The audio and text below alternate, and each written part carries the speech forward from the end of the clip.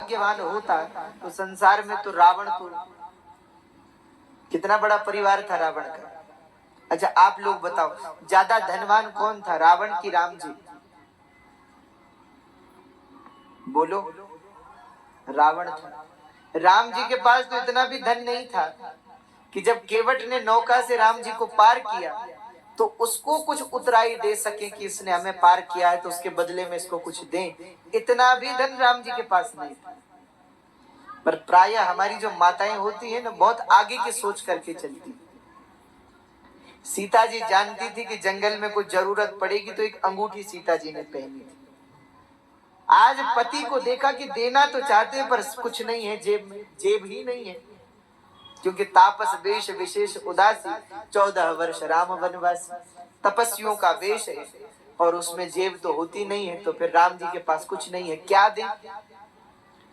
तो सीता जी भगवान से को देख करके अपने पति के मन की बात को जानकर मन मुदरी मन मुदित उतारी, सीता जी ने अपनी अंगूठी उतारी और चुपचाप से राम जी के हाथ में दे दी। बोले इसे दे दो, आप ये अंगूठी दे दो केवट।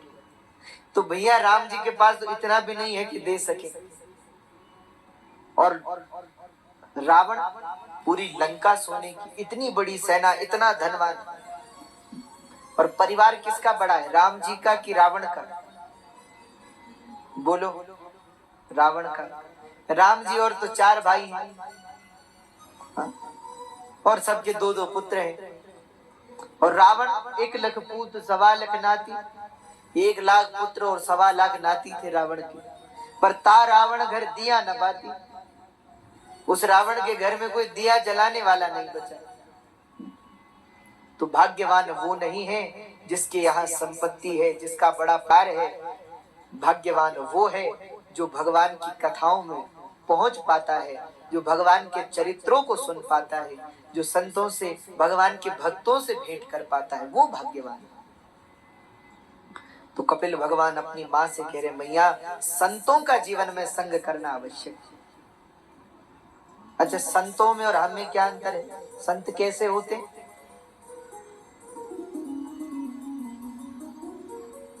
संतों और हम में क्या अंतर है, आप विचार कीजिए।